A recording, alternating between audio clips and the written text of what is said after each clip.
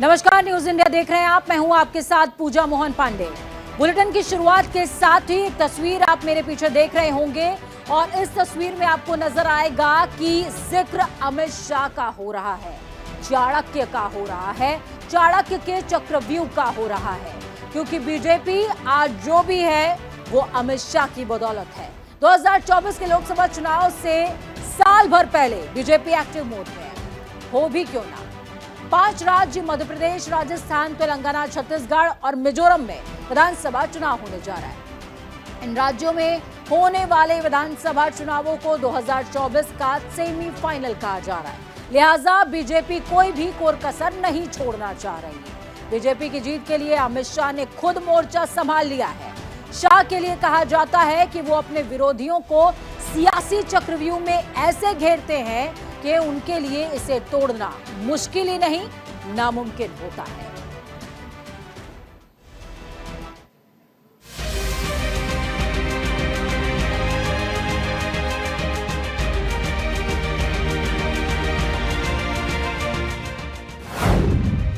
चुनावी राज्यों में बीजेपी का अभियान। चाणक्य ने संभाली चुनावी कमान। 24 से पहले सत्ता का सेमीफाइनल। 2024 के लोकसभा चुनाव से साल भर पहले ही बीजेपी एक्टिव मोड में है। इस साल 5 राज्य मध्य प्रदेश, राजस्थान, तेलंगाना, छत्तीसगढ़ और मिजोरम में विधानसभा चुनाव होने हैं। राज्यों में होने वाले विधानसभा चुनाव को 2024 का सेमीफाइनल कहा जा रहा है, क्योंकि इन्हीं राज्यों के नतीजे ये तय करेंगे कि मोदी मैजिक जनता के दिल में अभी भी बरकरार है कि विपक्षी गठबंधन जनता के दिल में जगह बनाने लगा है। लिहाजा एनडीए हो या फिर INDIA, दोनों तरफ से जनता का वोट रूपी आशीर्वाद पाने के लिए जहां अपनी लकीर बड़ी कर रहे हैं, तो वहीं दूसरे दल की लकीर छोटी करने में भी कोई कोर कसर नहीं छोड़ रहे। लोकसभा चुनाव 2024 के 1 साल पहले जिस तरह अमित शाह चुनावी रणनीति को अमली जामा पहना रहे हैं, उससे साफ पता चल रहा है कि इस बार एक बार फिर से वो पार्टी के लिए चाणक्य की भूमिका में नजर आएंगे। हालांकि 2014 से केंद्र की सत्ता में बरकरार एनडीए के पास उनके ऐसे चाणक्य हैं, जिन्होंने पार्टी की रणनीति लगातार 2 बार बीजेपी और उसके सहयोगी दलों को जीत दिलाकर सत्ता में काबिज रखा है। हालांकि अमित शाह अभी भी उसी कॉन्फिडेंस के साथ एक बार फिर हर मंच से ये कहते नजर आ रहे हैं कि केंद्र की सत्ता की चाबी एक बार फिर जनता मोदी सरकार को थमाने वाली है। वहीं अमित शाह हर मंच से केंद्र सरकार द्वारा किए गए कामों की फहरिस्त गिनाना भी नहीं भूलते।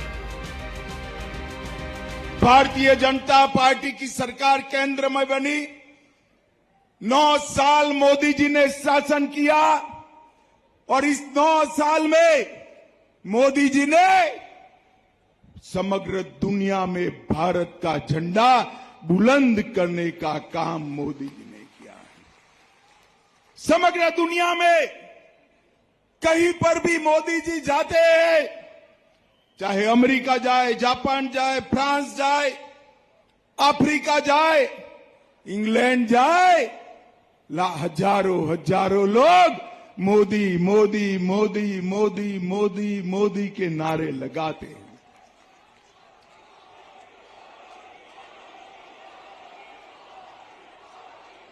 मित्रों, ये जो मोदी मोदी के नारे विदेश में लग रहे ना, वो नरेंद्र मोदी जी के लिए नहीं लग रहे, वो भारतीय जनता पार्टी के लिए नहीं लग रहे हैं। ये मोदी मोदी के नारे मालवा, मध्य प्रदेश और भारत की 130 करोड़ की जनता के सम्मान में नारे। हालांकि एक्सपर्ट्स की माने तो हाल ही में हुए विधानसभा चुनाव के नतीजे बताते हैं कि बीजेपी को रणनीति में कुछ बदलाव की जरूरत है। बीजेपी अपनी लाइन पर चलते हुए लगातार राष्ट्रीय मुद्दों को तरजीह देती रही है, जिसका नतीजा ये रहा है कि नतीजों में कर्नाटक और हिमाचल बीजेपी के हाथ से फिसल गए। एक्सपर्ट्स का ये भी कहना है कि कांग्रेस ने नई रणनीति के तहत हर राज्य में वहाँ की जनता से जुड़े मुद्दों को न सिर्फ उठाया बल्कि उनके समाधान के लिए गारंटी की भी घोषणा की है। नतीजा ये हुआ कि हाशिए पर सिमटने लगी कांग्रेस को संजीवनी मिल गई और पार्टी ने मजबूती से वापसी की। जिन 5 राज्यों में विधानसभा के चुनाव होने हैं, उनमें से केवल एक राज्य ऐसा है जहां बीजेपी की सरकार है और वो है मध्य प्रदेश। मध्य प्रदेश में 1.5 साल को छोड़ दें तो बीते 20 सालों से बीजेपी की सरकार रही है। अब जब बीजेपी अपने सबसे अच्छे दौर से गुजर रही है, ऐसे में मध्य प्रदेश की लड़ाई न केवल सत्ता का सवाल है बल्कि साख का भी सवाल बन चुका है। मध्य प्रदेश की 230 सदस्यीय विधानसभा के लिए नवंबर में चुनाव होने हैं और उससे पहले बीजेपी ने सूबे में अपनी कमान कस ली है। भारतीय जनता पार्टी के 3 मुख्यमंत्रियों ने और विशेषकर हमारे शिवराज सिंह चौहान ने इसको बेमिसाल प्रदेश बनाकर आगे बढ़ाने का काम किया है। मध्य प्रदेश ऐसे राज्यों में सबसे पहला राज्य है जिसने मेरे आदिवासी भाइयों बहनों के लिए पेशा के कानून को जमीन पर उतारने का काम किया है। वो मध्य प्रदेश राज्य। भाइयों और बहनों, मैं आया था मध्य प्रदेश में, बहुत बड़ा आदिवासी सम्मेलन था। शिवराज जी ने हमेशा की तरह धड़ाधड़ 17 घोषणाएं कर दी। बैठकर मैंने पूछा, शिवराज जी ये पूरा भी होगा या नहीं होगा? मगर मैं आज ही सुबह इनसे बात किया, उन्होंने जो घोषणाएं की थी सारी की सारी 2 साल के अंदर समाप्त कर दी। अमित शाह लगातार मध्य प्रदेश का दौरा कर रहे हैं और चुनावी रणनीति को अमलीजामा पहुंचाने की कोशिश में लगे हुए हैं। इसके लिए उन्होंने मध्य प्रदेश में 150 सीटों को जीतने का प्लान बनाया है। वो बार बार मध्य प्रदेश के लोगों से सूबे का विकास सुनिश्चित करने के लिए डबल इंजन की सरकार बनाने की अपील कर रहे हैं। भाई और बहनों, माताओं, आज मैं आपको करबद्ध निवेदन करने आया हूं कि हमारे कार्यकर्ता आपके पास आएंगे, घर घर, गांव गांव, गली गली आएंगे, आपसे करबद्ध प्रार्थना करेंगे। आपने 14 में मोदी जी को जिताया, 19 में मोदी जी को जिताया, 24 में फिर से प्रधानमंत्री बनाना है या नहीं बनाना है? जोर से बोलो, 24 में फिर से मोदी जी को प्रधानमंत्री बनाना है या नहीं बनाना है? मध्य प्रदेश की सारी सीटें मोदी जी की झोली में डालनी है या नहीं डालनी है?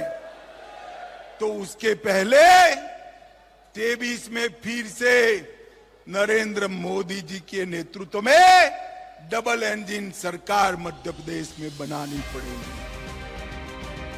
मध्य प्रदेश चुनाव को लेकर बीजेपी अब तक उम्मीदवारों की 3 लिस्ट जारी कर चुकी है। पहली 2 लिस्ट में 39 नाम थे और तीसरी सूची में सिर्फ 1 नाम था। कुल मिलाकर उन्होंने राज्य की 230 विधानसभा सीटों के लिए 79 उम्मीदवारों की घोषणा की है। बाकी 151 उम्मीदवारों का खुलासा होना अभी बाकी है। लेकिन जो सबसे खास बात है वो ये कि 3 केंद्रीय मंत्री समेत 7 सांसदों को विधानसभा का टिकट दिया गया है। राजनीति जानकार इसे मोदी का मास्टर स्ट्रोक बता रहे हैं, लेकिन जिस बात की खास चर्चा हो रही है वो ये कि इसके पीछे विपक्षी दलों को मात देने के लिए बीजेपी के चाणक्य की चाल है।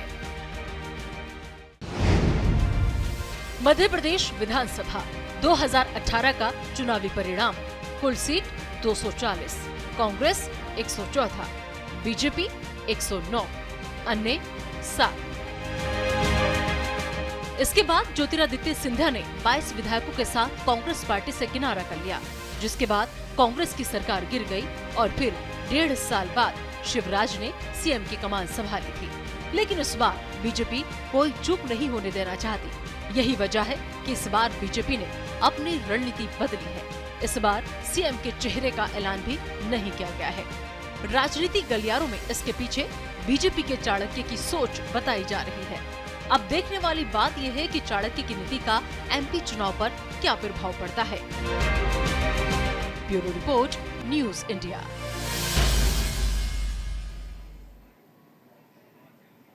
यही नहीं, राजस्थान का रण भी काफी दिलचस्प होता जा रहा है। 30 सालों से वहां एक बार कांग्रेस तो एक बार बीजेपी की सरकार का चलन है। इस लिहाज से देखा जाए तो इस बार बीजेपी की बारी है। लेकिन बीते 5 सालों में जिस तरह गहलोत सरकार ने काम किया है, ऐसे में राजनीति के पंडित 23 के रण को बीजेपी के लिए आसान नहीं बता रहे हैं। लेकिन बीजेपी पूर्वानुमान को चुनौती मानकर काम कर रही है। करे भी क्यों ना, उसके पास हारी बाजी को बदलने का मादा रखने वाले राजनीति के शाह अमित शाह हैं, जो कि अद्वितीय, अतुलनीय रणनीति बनाने में माहिर है। लिहाजा बीजेपी के चाणक्य ने राजस्थान की चुनावी कमान भी अपने हाथों में ले रखी है। देखिए,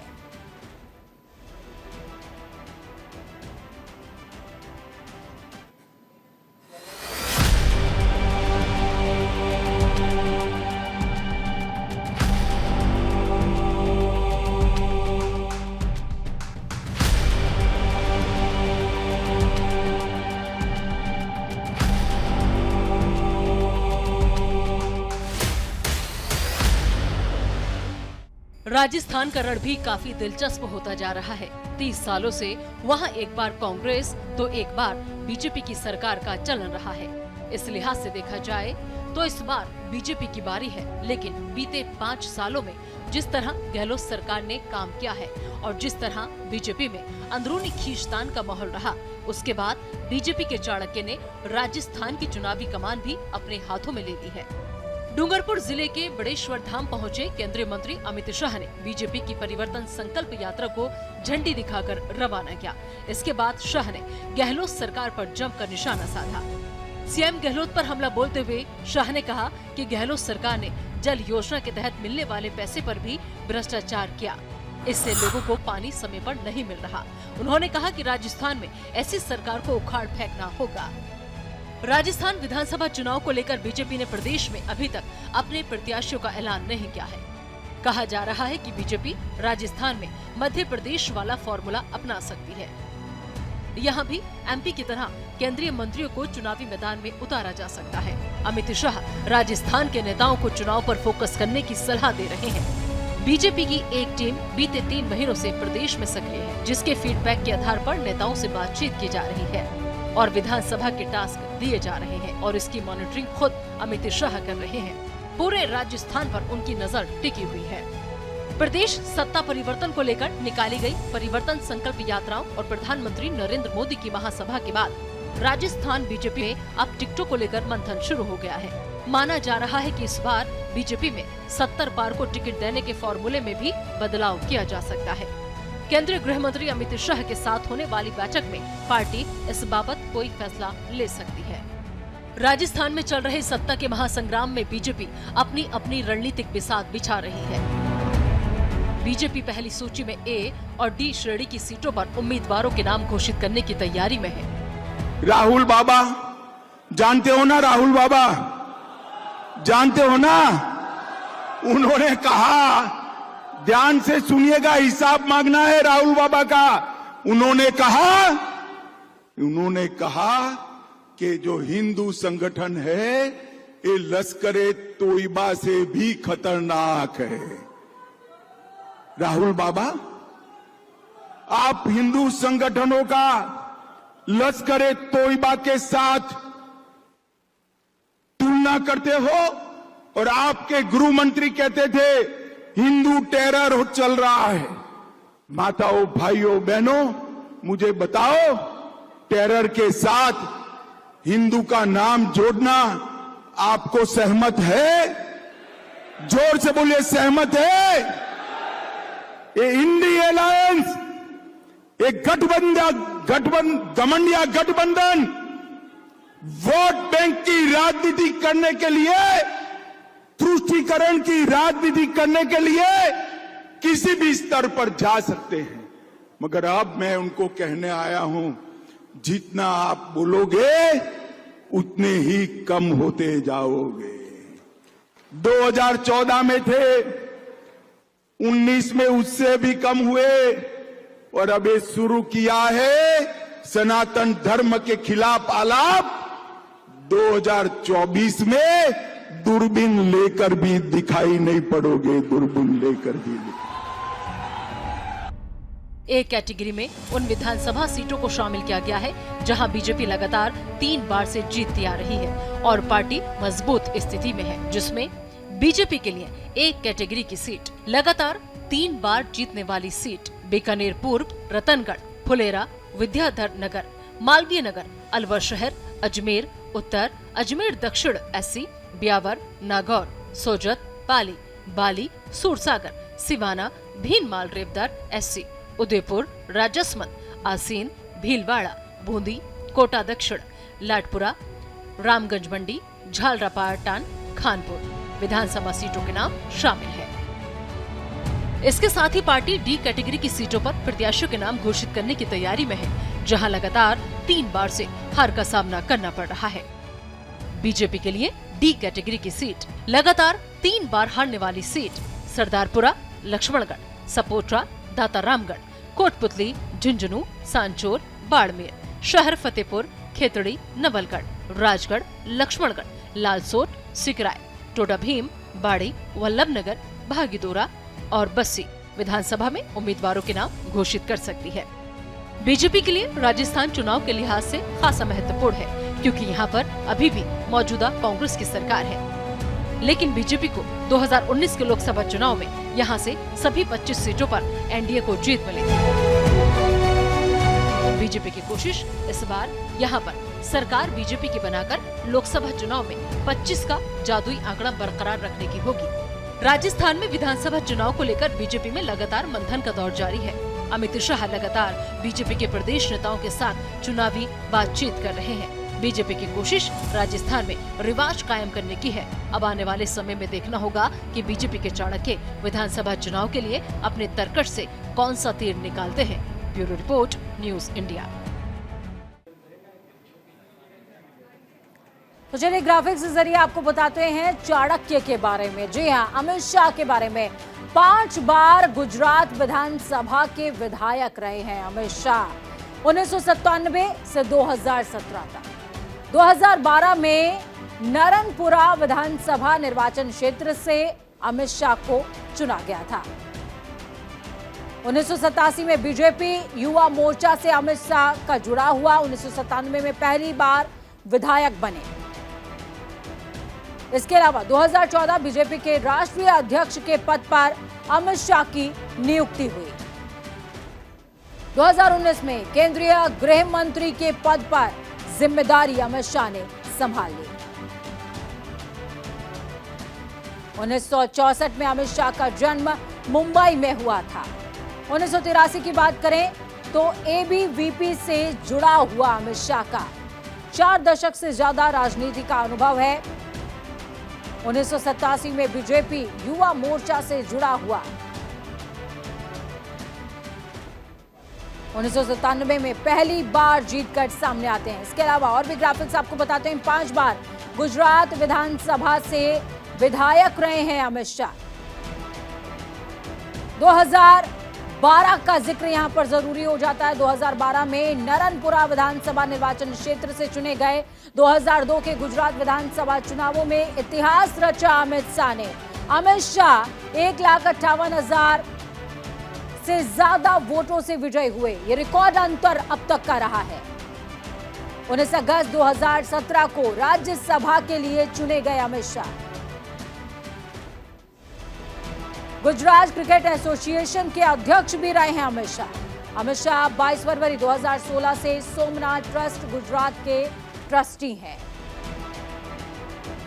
बीजेपी के चाणक्य के तौर पर अहम भूमिका अमित शाह आज निभा रहे हैं और लगातार अपने राजनीतिक अनुभवों को इम्प्लीमेंट करते हैं। यही वजह है कि 5 राज्यों के अहम विधानसभा चुनावों के लिए, जिनको 2024 का सेमीफाइनल भी कहा जा रहा है, इसके लिए अमित शाह ने खुद कमान संभाली हुई है। और इस बार बीजेपी तगड़ा एक्सपेरिमेंट कर रही है ABCD कैटेगरी का। अमित शाह बीजेपी के अब तक के सबसे कामयाब अध्यक्ष रहे हैं। शाह की रणनीति ने पार्टी को असम, मणिपुर और अरुणाचल प्रदेश में भी जीत दिलाई है। गोवा में सबसे बड़ी पार्टी कांग्रेस को पछाड़कर बीजेपी की सरकार अमित शाह ने बनवाई। पहली बार बीजेपी पीडीपी के साझेदार के तौर पर जम्मू कश्मीर में इतिहास रचते हुए नजर आए। अमित शाह ने पार्टी को उत्तर प्रदेश में शानदार जीत दिलवाई। अमित शाह बीजेपी के सबसे कामयाब अध्यक्षों में से एक रहे। शाह की रणनीति की वजह से पूर्वोत्तर के राज्यों में बीजेपी की एंट्री हो पाई, बीजेपी कमल खिला पाई। गोवा का इतिहास किसी के लिए अछूता नहीं है। गोवा में किस तरीके से कांग्रेस को पछाड़ते हुए, बैकफुट पर डालते हुए बीजेपी ने नेतृत्व संभाला। अमित शाह ने पार्टी को उत्तर प्रदेश में भी शानदार जीत दिलवाई थी। तो ग्राफिक्स के जरिए आपको बता रहे हैं कि अमित शाह की भूमिका असल में बीजेपी के लिए क्या है। अब तक के सफलतम अध्यक्षों में से एक अमित शाह बीजेपी के कुशल रणनीतिकार हैं, कुशल राजनीतिज्ञों में से एक हैं जो अपने अनुभवों का बेहतरीन इस्तेमाल करते हैं और ग्राउंड पे रूट को मजबूत करने में विश्वास रखते हैं। यही वजह है कि बीजेपी आज ABCD कैटेगरी पर काम कर रही है। ए कैटेगरी जिसमें लगातार बीजेपी जीतती आई है, जिसमें मेहनत की कम जरूरत है। बी कैटेगरी जिसमें थोड़ी बहुत मेहनत की जरूरत है, वहां पर चुनाव और सभाएं अगर करी जाएं तो बीजेपी को बहुत सरलता से जीत मिल जाएगी। सी कैटेगरी जिसमें थोड़ी ज्यादा मेहनत, डी कैटेगरी जिसमें जान झोंक रही है बीजेपी और आगामी दिनों में जिसका प्रतिफल भी निकलकर सामने आने वाला है। इस बुलेटिन में फिलहाल खबरों का सफर यहीं तक, अमित शाह के बारे में जानकारी यहीं तक, लेकिन बुलेटिन के उस पार ताजा अपडेट्स के लिए न्यूज़ इंडिया जरूर देखते रहिए, क्योंकि हम हैं राष्ट्र की आवाज।